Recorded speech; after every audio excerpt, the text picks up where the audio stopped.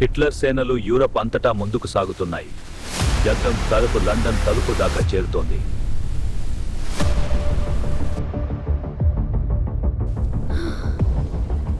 ఈ వర్షం ఆగకుండా పడుతూనే ఉంది నాన్న.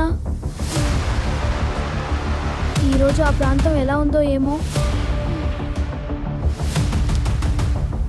చూడు టూడుల్, ఆ ప్రాంతం అంత మంచిది కాదు. నువ్వు నీ ఫ్రెండ్ ఆ మోరాగాడు ఇద్దరూ ఎప్పుడూ అక్కడికే వెళ్తుంటారు. మనం చేరుకున్న ప్రదేశం కూడా ఏంతో మనకి తెలియదు.